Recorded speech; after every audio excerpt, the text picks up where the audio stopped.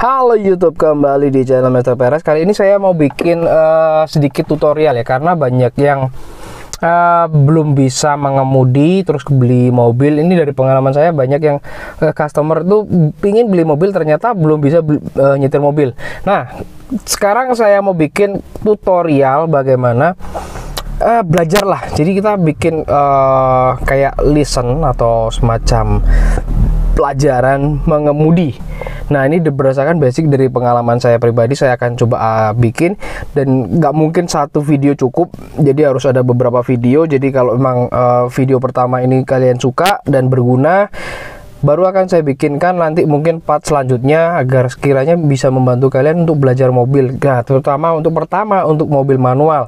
Ini nanti saya akan coba bikin untuk tutorial pertamanya, saat apa yang harus dilakukan step by stepnya pertama kali dari belajar mobil manual sampai nanti sebisa mungkin ya. Kalau memang part-partnya memang lanjut harus sampai jalan, bagaimana rambu-rambu harus diperhatikan yang sekiranya penting, ini urgent untuk dipelajari. Oke, begini untuk tutorial yang saya akan bikin untuk mobil manualnya, tips bagi kalian yang belajar mobil manual. Yuk lanjut.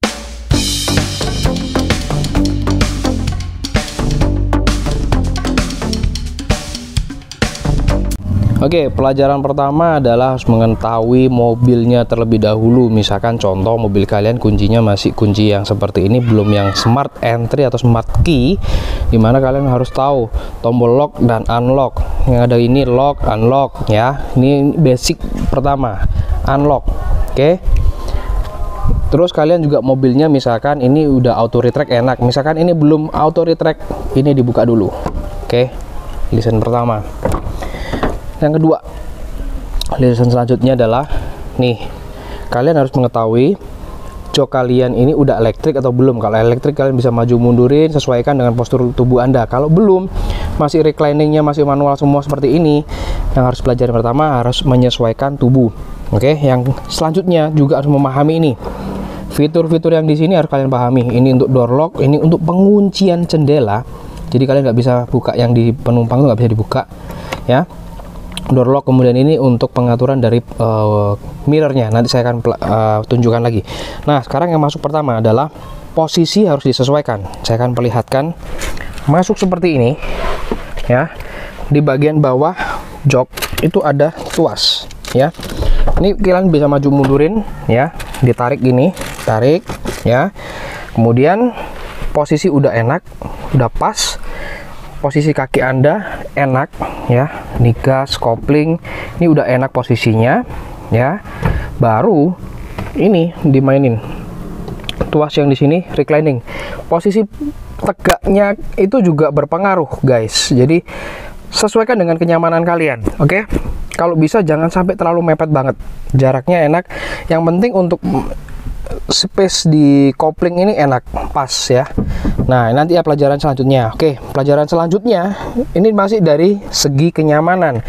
Di bagian setir itu, bagian bawah itu ada untuk pengaturan adjustment dari setir ya.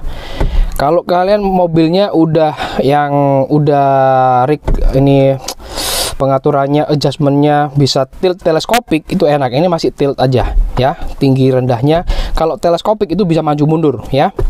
Ini kalau kayak gini, ini masih disesuaikan aja tingginya kalian seberapa nyamannya. Kalau udah dikunci, jadi bukanya ini biasanya di sini ditarik ke bawah.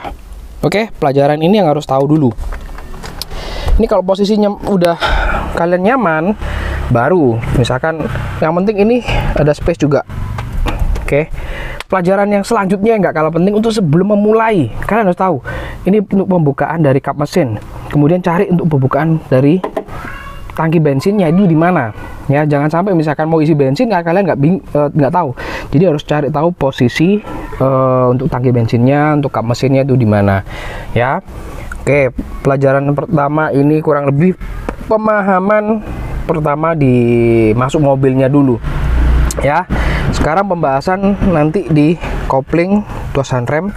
Jadi pertama kali start itu bagaimana? Oke, pertama kali start. Oke, pastikan kaki kalian seperti ini injak rem ya, injak rem dulu. Kadang untuk mobil-mobil baru tuh harus untuk start itu harus injak rem kopling, ada yang seperti itu. just in case seperti itu. Jadi lebih enak kayak gini. Supaya apa? Kalian mengetahui ini netral apa enggak juga. Yang pertama harus dikasih tahu ini juga. Ini harus posisi di, jangan sampai di posisi satu kayak gini. No, harus di netral. Makanya ini penting. Jadi pelajaran pertama ini kalian posisi kaki ini nginjek rem dan di kopling, baru start. Nyalakan seperti ini, boom. Ya. Kemudian kalau misalkan masih ada indikasi misalkan masih mobilnya dingin ya biarin pemanasan dulu, dipanaskan dulu mesinnya. Kemudian AC ini juga penting, yang perlu kalian pahami, AC ya. Kalau bisa diusahakan setiap kalian udah berhenti stop, AC itu dimatikan. Ini kan ada AC on off ya. Ini untuk ada yang langsung on, max cool bisa ya. Ini harus dipahami dulu dari kriteria mobil kalian masing-masing dulu, harus prosedurnya apa. Jadi saran saya kalau mobil udah berhenti nih, misalkan udah berhenti kalian mau parkir, jangan lupa dimatikan, di off, supaya apa, pada saat kalian start awal itu nggak berat kinerja mesin, ngangkat pertama itu nggak berat. Oke. Jadi yang pasti udah ini harus dinetralkan dulu. Kemudian ini pemahaman selanjutnya sebelum jalan semua, kalian harus tahu kalau mobil Jepang kebanyakan lampu sen sebelah sini ya. Kalau kalian mobilnya mobil Amerika, Eropa, kebanyakan lampu sennya ada di sini ya. Ini harus dipelajari dulu. Semua mobil punya karakter sendiri-sendiri. Klakson, kemudian kalian high beam di sini ya. Ini high beamnya. Kalau misalkan mau belok, ini ada setengah gini doang. Nah, ini setengah doang. Ini baru. Jadi kalau misalkan kalian berpindah jalur, misalkan sambil nyetir nih ya, cuman gini doang, tahan gini doang. Ada yang bisa memiliki fitur seperti ini, yang kalian one push gini, dia langsung berkedip blink 3 kali, itu bagus. Kalau nggak ada, saran saya cuman gini doang, nahan. Atau ini nahan gini ke atas. Ya, itu pelajaran yang masih belum jalan ini. Yang pemahaman untuk belajar manual pertama tuh adalah di sininya nanti. Oke. Injak kopling dulu. Injak kopling, injak rem, baru ini turunkan. Ini harus kalian tahu. 1 2 3 4 5 R. Ini saya pelajaran ini dulu ya. Ke sini, geser depan. Ini 1. Terus kalau mau 2, langsung gini aja tangannya. Dek-dek. Kalau saya ya 3, kalau 3 gini langsung lurus ke depan. 4 tarik ke belakang. 5 mundur, langsung tahan gini. Nah ini mundur sampai bunyi, ada bip biasanya kalau ada sensornya. Kalau ada kamera, ada LCD, jadi langsung mundur. Pelajaran selanjutnya adalah ini harus paham dulu. Jangan sampai kalian ini nggak paham, pada saat nyetir kalian fokusnya ngeliat ke sini. No, ini harus sampai kalian hafalin, sampai tidak perlu melihat ini. Kadang kalau kalian melihat ini, fokusnya biasanya ya, tangan kan udah megang sini ya. Secara nggak sadar, tangan ini di sini, bisa ini mobil geser-geser, bengkok-bengkok. Itu yang bahaya. Makanya ini harus di luar kepala. Jadi pelajaran sambil kalian nggak melihat, oh 1 depan, langsung kalau mau 2 itu langsung gini aja, tahan gini, mundur langsung 2. Nah 3 langsung dorong, tengah, netral, dus 3. 4 tinggal tarik aja, nggak usah digeser-geser, langsung dia lurus gini. 4. Kalau 5 kebalikan dari 1 2, tekan ke sini. 5 ini R, mundur. Misalkan, nah ada yang misalkan giginya mobil manual sampai 6 R, di sini ada tuas sih biasanya ada tuas, tarik di R-nya tuh di sini deket 1. Jadi tuas diangkat, geser lagi, baru naik. Itu untuk yang sampai 6 speed ya, kurang lebih kayak gitu.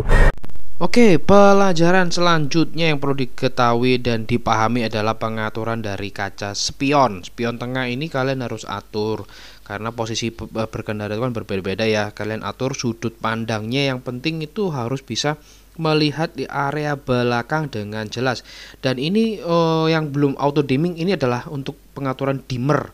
Dimana kalau malam misalkan ada mobil berkendara dari belakang, lampunya terang banget, itu bikin silau. Nah, ini bisa kalian atur, tapi bukan untuk main-main ya.